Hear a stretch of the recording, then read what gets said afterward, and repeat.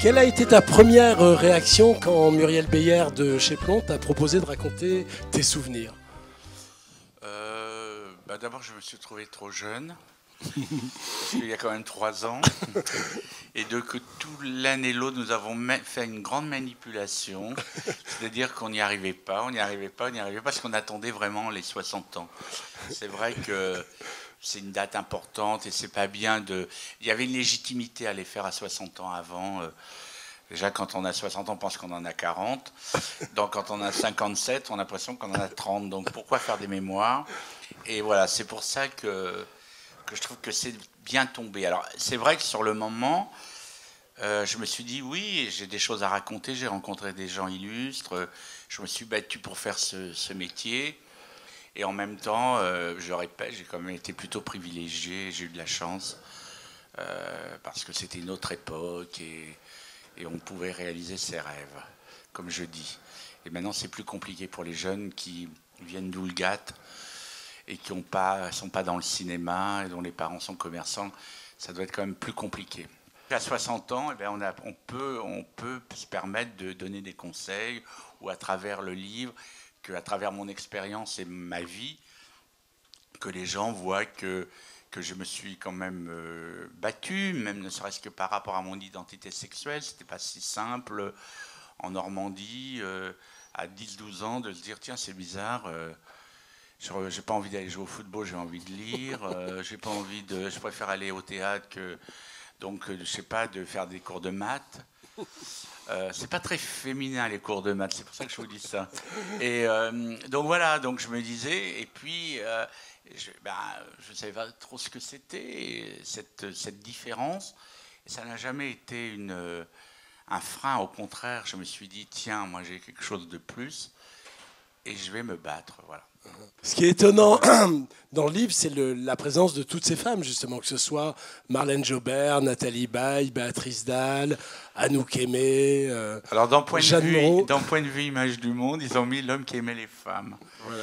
Je voyais ça à ma mère, elle va être très contente. Elle va dire enfin.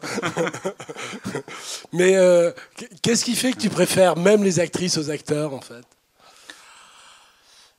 Parce que je trouve que les actrices doivent se battre beaucoup plus. Elles ont le problème avec l'âge aussi. C'est terrible de vieillir quand on est une actrice, surtout dans notre société où on veut que tout le monde soit parfait. Et voilà, donc. Et puis le courage. Je pense que les actrices ont beaucoup plus de courage. C'est toujours un peu bébête de résumer comme ça, mais de généraliser, de généraliser. Mais quand on a eu 22 ans d'expérience comme agent, j'ai des histoires plus franches avec les actrices qu'avec les acteurs. Si une actrice n'a pas envie de faire un film, elle est capable d'appeler le metteur en scène pour lui dire qu'elle ne veut pas faire le film, de lui écrire un mot, ou si elle a un reproche à vous le faire, elle vous le fait en face. Un acteur, je sais pas, en tout cas, moi j'ai eu des acteurs avec qui je me suis très bien entendu, mais les femmes, les actrices sont vraiment des grands personnages.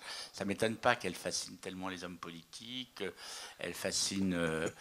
oui, parce que ce sont des soldats, des très bons soldats. Après, et elles sont très courageuses aussi, parce que des fois... moi, j'ai jamais vu une actrice se plaindre des heures de maquillage, du corset. Un acteur, il a une hallebarde, il en fait toute une histoire. Mais c'est vrai, je jure, c'est des trucs simples, mais ça, c'est vrai. Hein.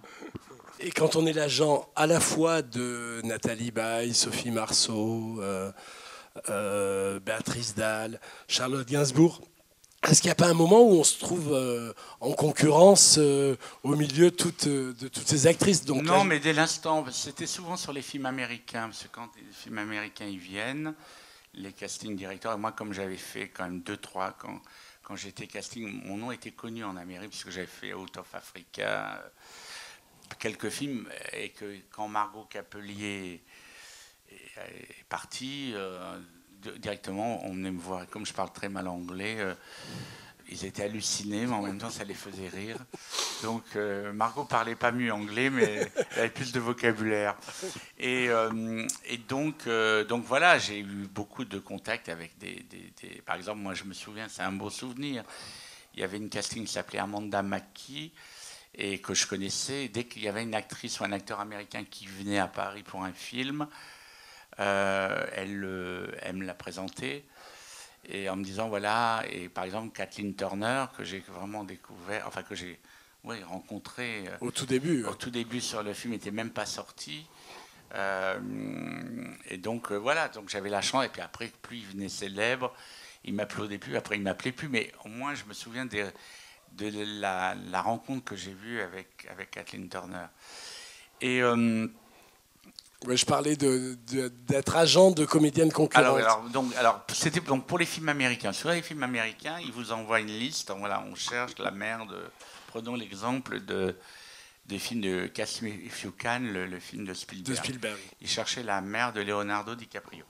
Donc la casting que je connaissais m'envoie, enfin que je connaissais pas vraiment, mais la personne avait dit c'est lui que tu dois appeler. J'étais déjà charmé et il y a une liste. Les disponibilités de Jeanne Moreau, d'Anouk Aimée, de Julie Delpy, de Nathalie Baye, tout ça pour Carole le même rôle. Bouquet. Alors je sais pas, je dis mais il y a combien de rôles féminins? Mais il y en a qu'un seul, c'est pour faire la mère de Leonardo DiCaprio. Je dis mais il y en a une, elle peut faire l'arrière-grand-mère. L'autre, elle peut faire la sœur. Et l'autre, elle n'a pas l'âge. Je dis mais c'était hallucinant. Je dis mais attendez, qui vous voulez? Alors là, donc après ils ont réfléchi, ces Américains. Et ensuite, ils vous disent, on va voir les 4-5 actrices. Voilà. Et alors, à ce moment-là, dans l'agence, ah oui, mais pourquoi elle? Pourquoi pas moi? Machin. Là, il y a un truc parce que c'était David Seacode. David Seacode, le film américain, elles sont toutes allées en Amérique faire des essais. Et en principe, ça devait être Sophie Marceau qui devait le faire. Et on a bloqué Sophie Marceau pendant 6 mois. Et moi, j'entendais des trucs complètement dingues de filles qui partaient. On avait l'impression de la maison Tellier. On les envoyait en Amérique pour rencontrer Ron Howard. Et moi, je dis, mais alors j'appelais, je dis, mais c'est quoi, vous prenez pas Sophie Marceau? Non, mais voilà. Et là, alors les actrices, elles supportent pas. Alors en plus, sur David Seacode, ils n'étaient pas traités de la même façon. Il y en a qui ils ont pris le même avion, il y en a qui étaient en première classe et d'autres en. Donc c'était selon le dernier box-office. Alors là, je peux vous dire que là, pour nous, c'est pas des vacances. Hein.